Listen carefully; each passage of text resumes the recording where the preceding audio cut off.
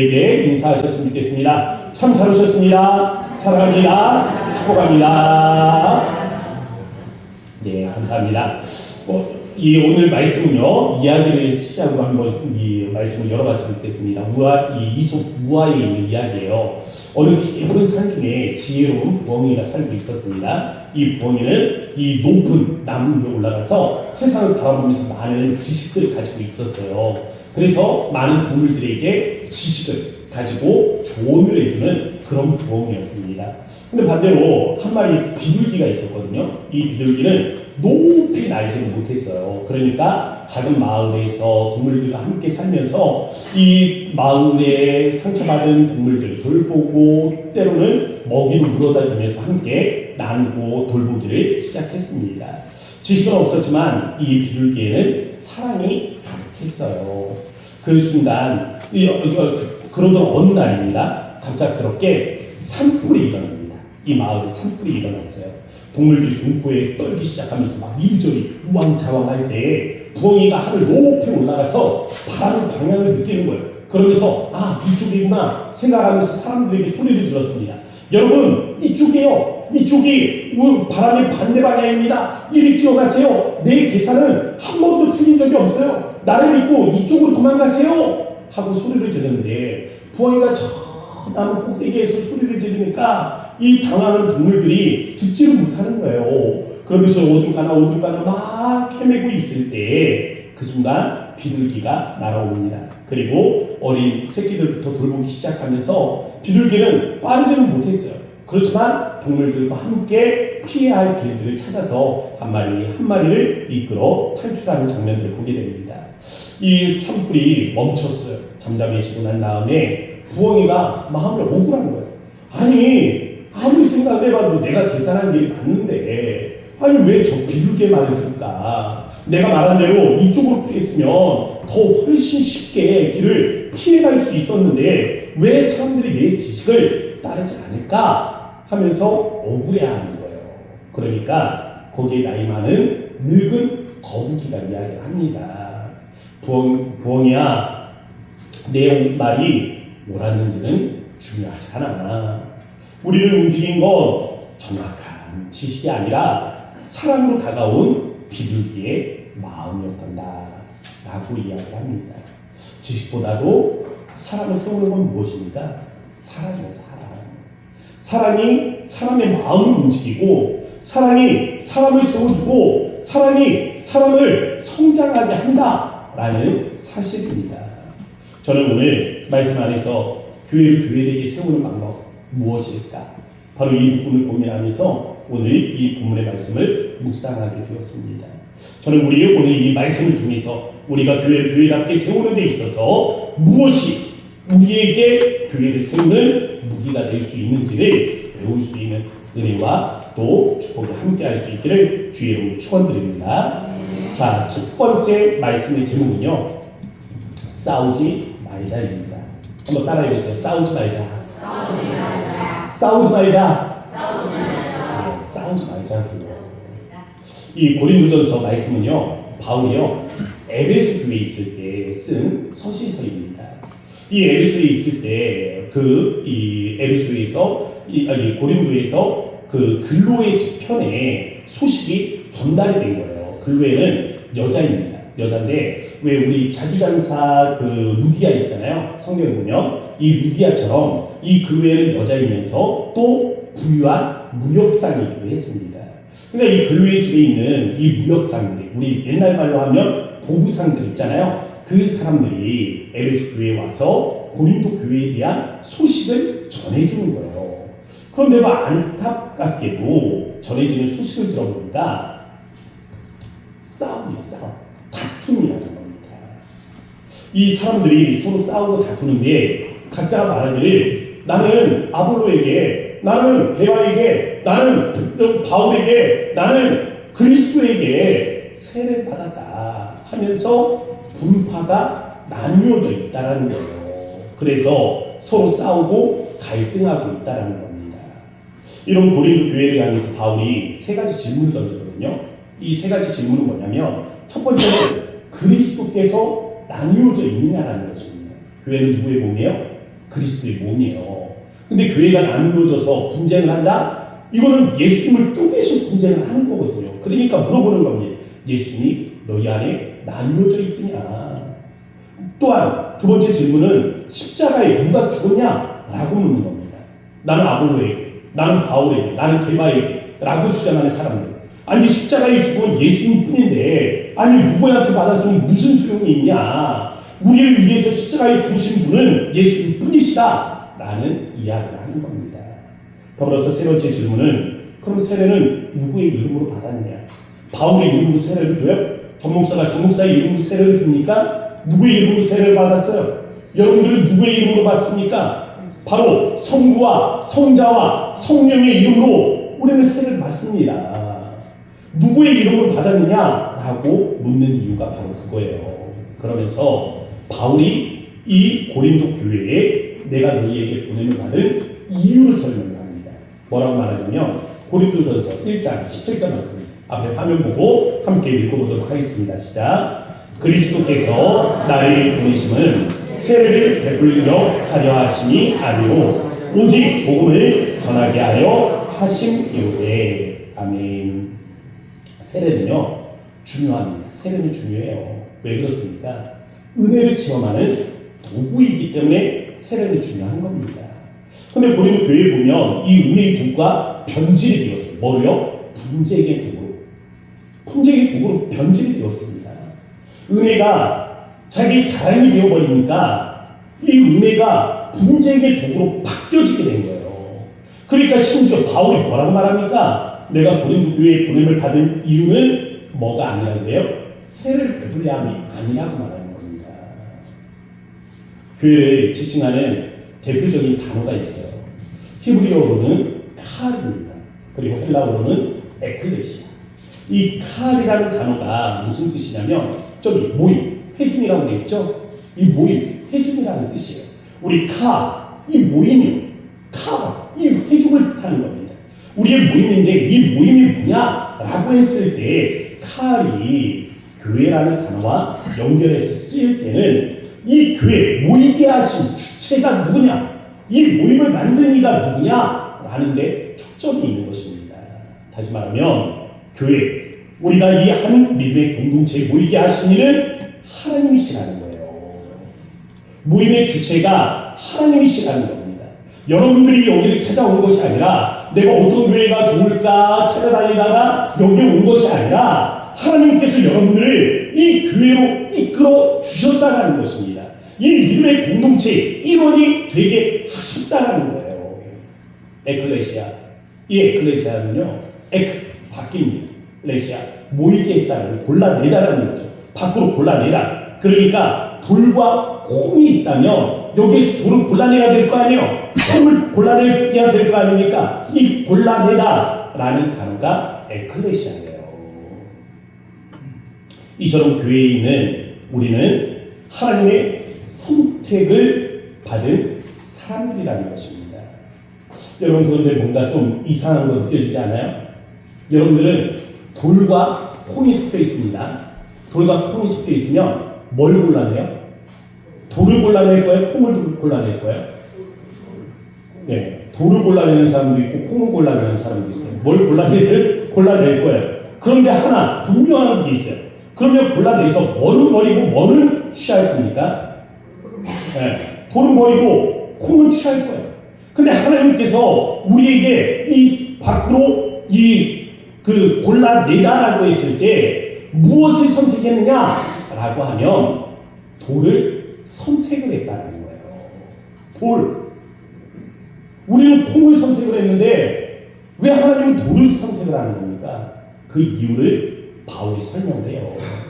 고린도전서 1장 28절 말씀 우리 화면을 보고요, 세 번역으로 한번 읽어보도록 하겠습니다. 함께 읽겠습니다. 시작. 하나님께서는 세상에서 비천한 것들과 멸시받는 것들을 택하셨으니 곧 잘났다고 하는 것들을 없애시려고 아무것도 아닌 것들을 택하셨습니다. 아멘. 하나님께서 우리를 선택하신 이유가 뭐라고요? 우리 멸시받는 비천한 것들을 선택하신 이유가 뭐예요? 저기 빨간 것이 보이죠?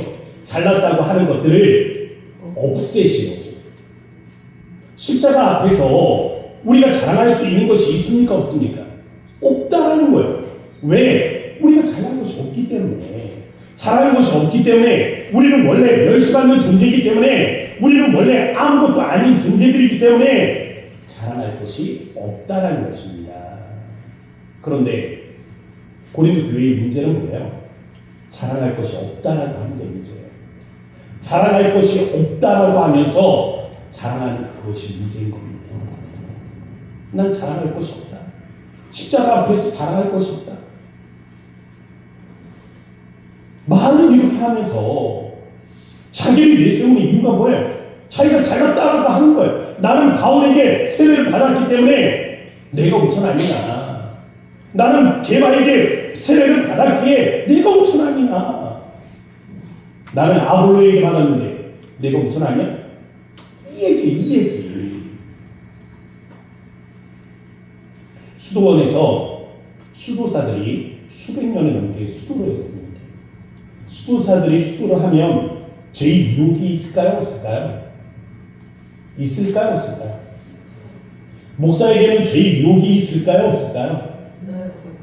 없어요. 그래요, 있죠. 수도사들이 수백 년을 수도 생활을 했습니다. 이 수백 년의 수도 생활을 하면서 죄의 유혹들이 다가오는 거예요.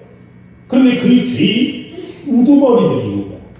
이것을 7죄종이라고 합니다. 7죄종. 7가지 죄의 종이 있다라는 거예요. 이 종자가 뭐냐면 마당 종자입니다. 마당 종. 이 종갓집이라는 단어가 있잖아요. 종갓집 할 때 종자가 마당 종자예요. 왜 마당 종자를 쓰냐면 그냥 이 우리 앞마당 앞에 있는 마당이 아닙니다.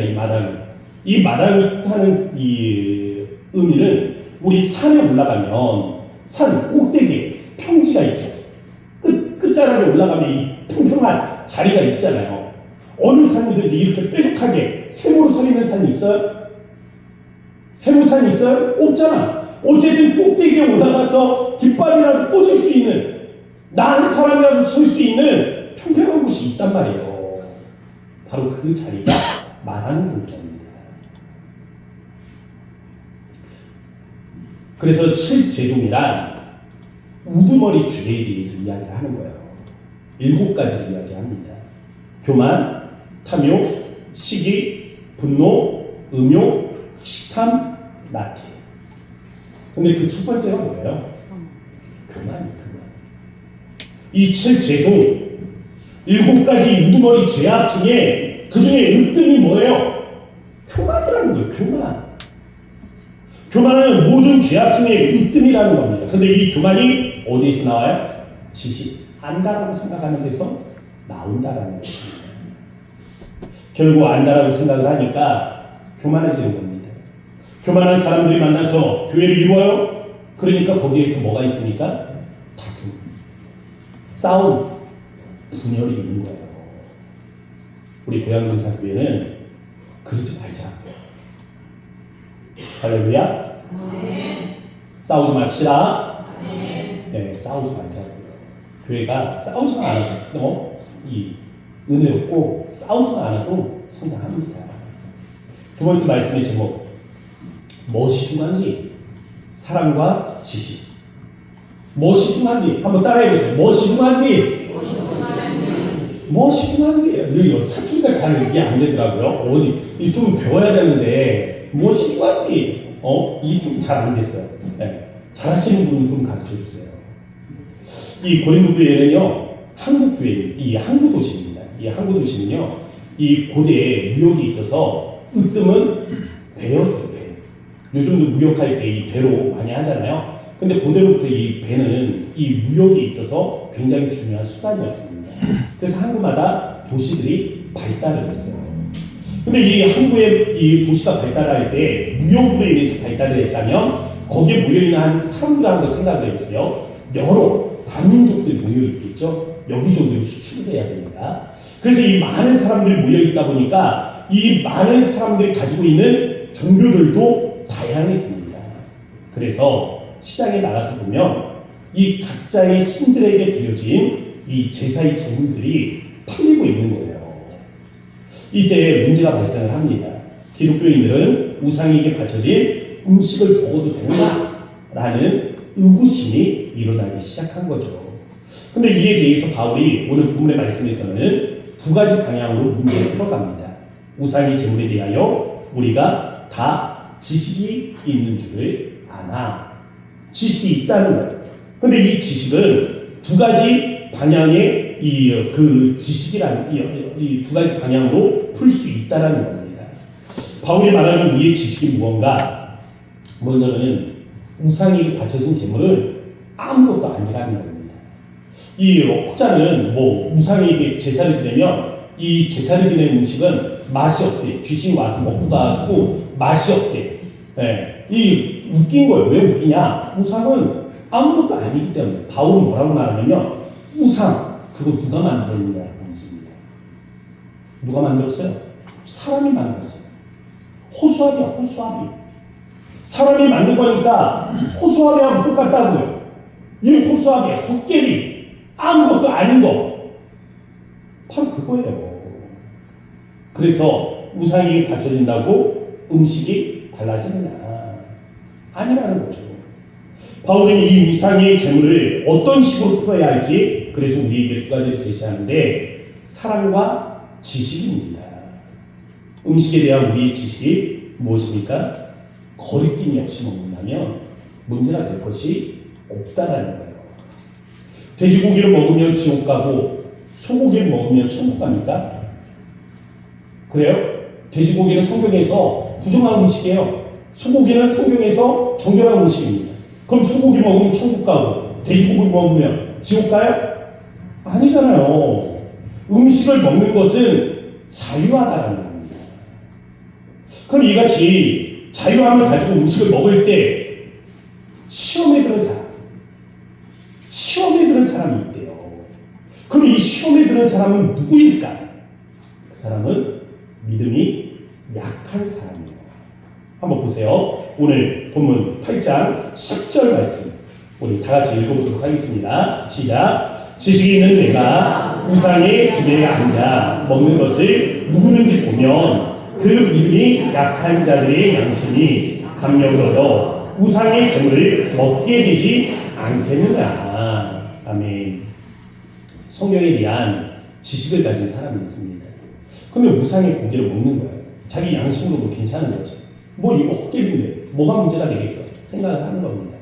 근데 그 옆에 보니까 믿음이 약한 사람이 있는 거예요. 그 약한 사람은 생각을 하는 겁니다. 이러면 안 될 것 같은데, 안 된다고 들은 것 같은데, 라고 생각을 하는데, 가만히 보니까, 성경을 좀 아는 사람이, 믿음이 좀 괜찮다라고 생각하는 사람이 그 자리에 앉아서 그 음식을 먹고 있는 겁니다.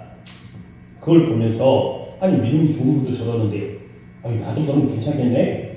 하면서, 자기 마음에는 안 되는데, 저 사람을 보니까 괜찮겠네? 하면서 따라간단 말이죠. 그러면 그것이 되겠느냐라는 겁니다. 바울은 이런 일을 가르쳐서 뭐라고 말하냐면, 믿음이 약한 자가 멸망하는 길이라고 말해요. 11절에서. 그리고 12절에서는 그 약한 양심을 상하게 하는 것이 그리스도께 범죄하는 것이라고 말하고 있습니다. 교회 안에서요, 우리는 자유합니다. 못할 게 뭐가 있어요? 하나님이 우리에게 자유함을 주셨는데.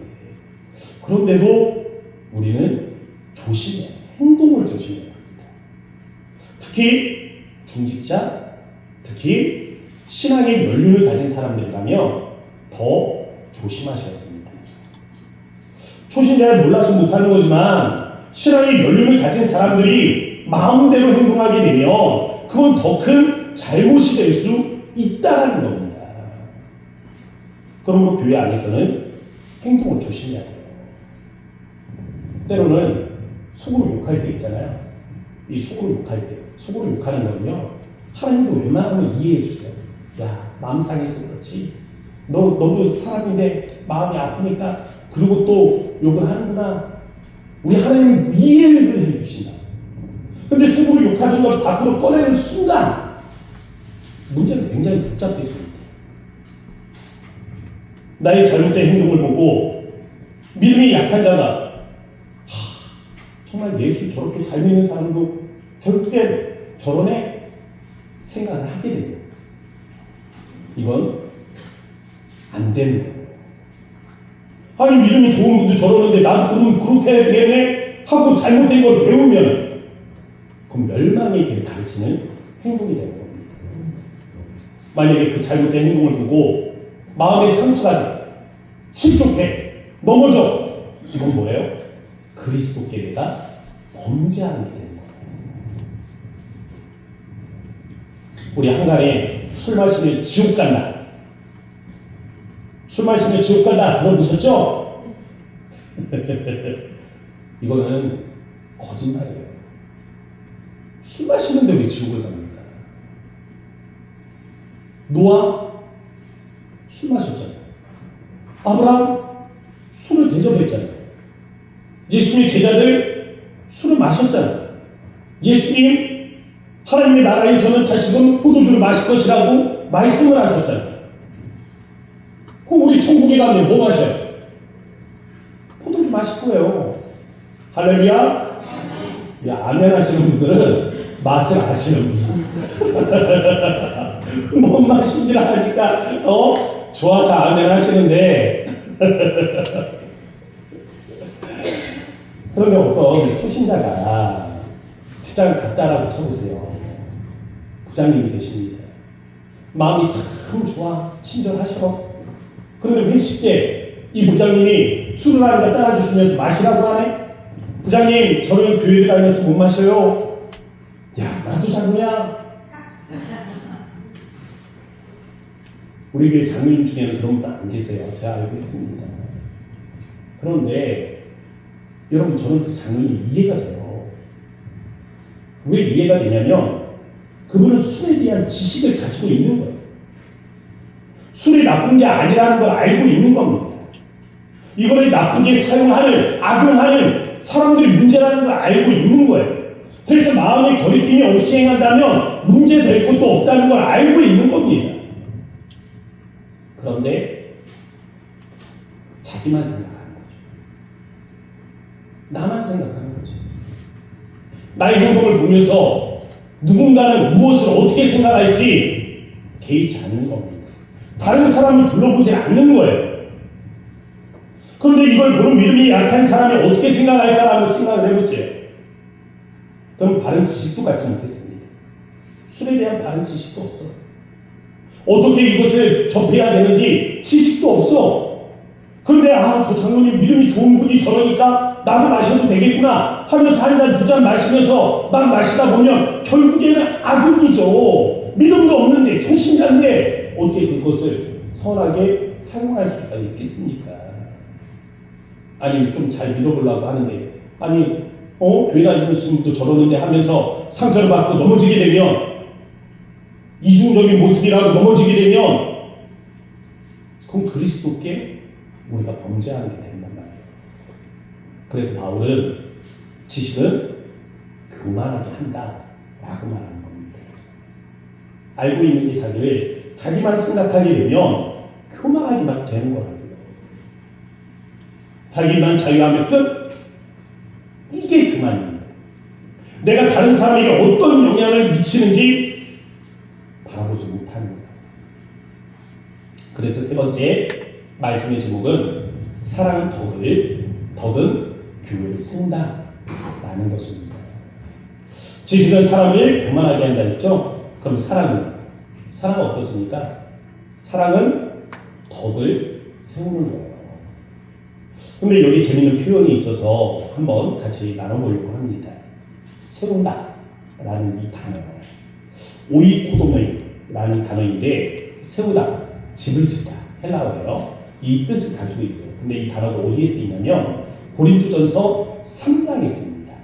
이 3장에 바울이 뭐라고 말하냐면 교회에 터가 있대요. 바닥이 있다는 겁니다. 바닥, 터가 있다. 이 반석, 교회를 지을 수 있는 반석이 있다는 거예요. 이 반석이 뭐예요? 예수 그리스도입니다. 우리 3장 11절 말씀 한번 읽어보도록 하겠습니다. 시작. 이 닦아둔 것 외에 당연히 다른 터를 닦아둘 자가 없으니 이 터는 곧 예수 그리스도라. 아멘. 그럼 예수 그리스도 터 위에 우리가 집을 세워요. 집을 세우면 이 집은 무엇입니까? 교회. 집을 세웠으니 이게 교회라고요. 그럼 교회를 뭘로 세우느냐라고 했을 때 바울은 집을 지을 수 있는 자재를 소개합니다. 6가지. 우리 예전에도 한번 말씀 나눴죠. 이 6가지인데 보세요. 금은 보석, 그리고 나무와 풀과 지피예요. 금, 보석과 나무와 풀과 지피. 그런데 이 집을 짓고 나면 우리가 반드시 통과해야 되는 시험이 있다면, 이 시험이 뭐냐면 불시험. 불로 시험을 통과해야 되는 겁니다. 집이 불을 통과해야 되는데 한번 생각을 해보세요. 금은 보석과 나무와 풀과 집이 있어요. 뭘로 집을 지어야 이 마지막 불시험을 이길 수 있겠습니까? 금은 보석이죠. 나무와 풀과 집은 순식간에 타버리게 됩니다. 불시험을 통과하고 집이 남아있어. 이 집이 남아있으면 하나님이 그것이 우리의 공적이야. 너희의 수고의 결과다. 너희의 노력의 결과다. 너희의 공적이다. 공적은 무엇을 받습니까?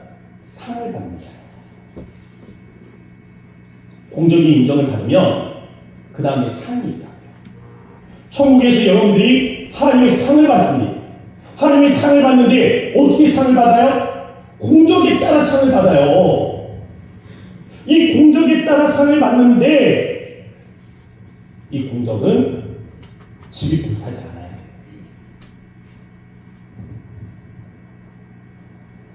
하늘에서 하나님의 거룩한 상을 받기를 원하십니까? 그리 외관이 없어서 아마 못 받을걸? 네? 보니까 내 게 제일 큰 것 같아요. 하늘에 하나님의 거룩한 상급을 받기를 원하세요? 아멘. 분명히 있단 말이에요. 상이 있다고요. 그러니까 우리가 집을 지어야죠. 그러니까 우리가 교회를 세워야죠. 여기에 우리 공적이 있다고 하잖아요. 그러면 어떻게 우리가 불시험을 이겨내겠습니까? 금과 은과 보석으로 지어야죠. 설마 금이 없어서, 은이 없어서, 보석이 없어서 어떻게 집을 지을까 고민이 돼서 아멘을 못 하시는 거예요? 희소식은 그 금, 은, 보석이 아니에요. 이 금은 보석이 의미하는 게 있습니다. 그런데 고린도전서 3장에서는 절대 못 찾아요. 그런데 또 신기한 건 고린도전서를 쭉 읽으면 그냥 답이 나오더라고요. 왜냐하면 바울이 그만큼 강조하기 때문에. 다시 한번 우리 덕이라는 단어를 볼게요. 이 오이코도메이, 이 단어를 볼게요. 이 오이코도메이. 이 오이코도메이가 아까 집을 짓다, 건축하다, 세우다라는 뜻을 가지고 있다고 그랬잖아요. 근데 이건 동사예요, 동사. 명사로는 뭔지 아세요? 답 있잖아요. 덕. 명사로는 덕의 같은 단어가 명사인데 덕이라고요. 사람은 무엇을 세운다고 그랬어요? 덕을 세운다고 그랬잖아요. 이 덕, 사람은 덕을 세우는데 덕을 세우는 것은 곧 교회를 세우는 것이다. 결국 사랑과 덕으로 세워진 교회는 불시험을 통과할 수가 있다. 결국 우리 이런 결론을 이룰 수가 있는 겁니다. 다른 사람을 격려하고 잘되게 하고 성장하도록 하며 좋은 크리스천이 되게 하는 것, 이게 뭐예요? 교회를 세우는 겁니다. 약한 자를 강하게 하고 아무것도 아닌 사람을 그 안에 보배를 담은 존귀한 이로 세워주는 것, 이게 뭐예요? 교회를 세우는 겁니다. 어떻게 이런 일을 할 수가 있어요? 사랑과 덕이죠. 사랑이 없이면 어떻게 사람을 격려할 수가 있습니까? 아니 어떻게 덕을 하나 세우지를 못하는 사람이 내 주변에 있는 사람이 성장하길 바랄 수가 있는 거예요? 아니 어떻게 약한 사람이 강하게 될 수 있어요? 사랑의 사랑을 경험하면 그는 덕을 쌓게 되고, 덕은 다른 사람으로 성장하고 위로를 얻고 용기를 갖게 하는 것입니다. 저는 우리 고향 금산교회가 이런 교회가 되기를 주의 이름으로 축복합니다. 진짜로요. 저는 우리 교회 오신 분들이 하나같이 하는 말이 있어요. 우리 교회 오는 사람들이 하나같이 아니야. 연세들이 좀 많구나. 죄송해요. 이거는 그냥 우리 그 원색적인 표현. 교회가 늙었다. 어떻게 보면 이게 부정적으로 들리잖아요. 근데 저는 이게 우리 교회의 단점이라고 생각하지 않습니다. 이게 장점이 될 수 있다. 이런 교회를 세우려면 이게 장점이 될 수도 있다고요. 왜? 우리는 나이가 많으니까, 연륜이 있으니까 그 연륜에 따른 무엇을 가지고 있는 거예요? 덕을 가지고 있는 거예요. 덕. 우리 이미 덕을 가지고 있다고요. 그런데 세상 말로 그러죠. 나이가 들수록 어린 아이가 된다. 그냥 나이만 먹는다고 한번 생각을 해보세요. 아니, 하나님이 주신 하루하루의 새 날인데 그냥 나이만 먹는 거야. 하루하루 그냥 사는 거야. 이게 뭐예요? 그리스도 앞에 죄를 저지르는 거야. 그러라고 살게 하신 게 아니잖아. 그러라고 이게 믿음의 공동체의 인원으로 부르신 게 아니잖아. 하나님이 우리에게 새날에 은혜를 주셨다면, 이 새날에 이 하루하루를 살 수 있는 은혜를 주셨다면 거기에 분명한 목적이 있을 텐데, 우리를 이 교회 인원으로 부르셨다면 거기에 분명한 목적이 있을 텐데, 그게 뭐겠어요? 사랑과 덕으로 서로를 도와주고 서로를 세워줌으로써 그리스도의 반석 위에 공적을 세우라. 교회를 세우라. 교회를 세우는 게 뭐예요? 우리의 공적이야. 공적. 마지막 날에 우리가 상을 받을 수 있는 우리의 공적이야. 공적. 그러니 사랑을 덕으로서 교회를 세워야 하는 겁니다. 우리 모두가 그런 교회 될 수 있게 주의 이름으로 축복합니다. 함께 이 시간에 마음과 함께 기도하도록 하겠습니다. 기도할 때요, 하나님, 우리가 이런 교회 되게 하여 주시기를 원합니다. 우리에게 하나님 사랑이 풍성한 교회가 되게 하시고, 우리가 사랑으로서 덕을 세우며 덕으로서 또한 하나님 교회를 세울 수 있는 믿음의 공동체가 되게 하여 주셔서 우리가 마지막 날에도 하나님 흔들리지 않으며 불타지 않으며 이 마지막 시험을 이겨낼 수 있는 하나님 그러한 아름다운 교회가 되게 하여 주셔서 우리 주의 이름 한번 부르시고 간절한 마음으로 기도하며 나아갑니다. 주여, 하나님 감사합니다. 우리 하나님 주신 말씀과 같이 하나님 우리가 우리 고향 동사교회를 생각하며 이런 교회가 되어지기를 원하는 마음을 하나님 구합니다. 하나님 우리가 이런 교회 되어지기를 원하노니 아버지께서 우리에게 은혜를 더하여 주시고 주님 우리 하나님 사랑을 더하여 주셔서 아버지 우리가 하나님 사랑으로 덕을 세우며 덕으로서 사람들을 세우고 아버지 우리 하나님 교회를 세우며 아버지 우리 하나님 일을 세울 수 있는 우리가 이끌어가는 인도하여 주시기를 원합니다. 이런 우리들을 위하여 아버지 앞에 하나님 구할 때 우리 믿음의 공동체가 주님 앞에 하나님 쓰러지는 우리가 있게 하시며 아버지 우리 아름다운 우리 믿음의 공동체 아버지 그가요 하나님께서 우리 한 사람 한 사람 아버지 이 시간에 결단한 믿음의 사람들 중에 아버지의 삶의 교회를 하나님 세우시는 은혜를 하나님 감사하여 은총을 더하여 주옵소서.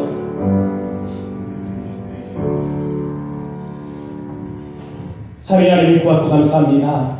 우리가 고향 동산교회 우리 교회를 바라보며 우리가 마음의 소망을 갖사오니 하나님 사랑으로 덕을 세우게 하시고 덕으로서 또한 사람을 세워 하나님 교회를 세워가는 믿음의 공동체가 될 수 있도록 주님 인도하여 주셔서 오늘 나의 행동이 누군가에게는 어떠한 영향을 미치게 될 텐데 하나님 나의 행동이 덕을 행함으로 사람, 온전한 믿음의 사람을 세울 수 있는 은혜가 있기를 원합니다. 한 사람 한 사람 이러한 믿음의 결단으로 나아갈 때 우리의 마음에 성령의 감화감동하여 주시고 아버지 담대한 마음과 믿음의 용기를 더하여 주셔서 순간순간 우리가 주님의 뜻 안에 하나님 주님의 거룩한 말씀 안에 서게 하실 때에 많은 사람들이 우리를 바라보며 믿음으로 새로워질 수 있는 믿음으로 성장해 나아가는 이 아름다운 공동체가 되게 하여 주옵소서. 우리 고향 동산교회를 통해 하나님께서 바라보실 때마다 웃음을 짓고 기뻐하시고 사람이 자라는 모습, 성장하는 모습들을 바라보며 주께서 그 마음을 시원케 하며 마음껏 웃으시는 그러한 아름다운 교회가 되어지기를 원합니다. 한 사람 한 사람의 믿음 위에 주께서 이와 같이 역사하실 때 함께 자라나는 은혜가 있게 하여 주옵소서.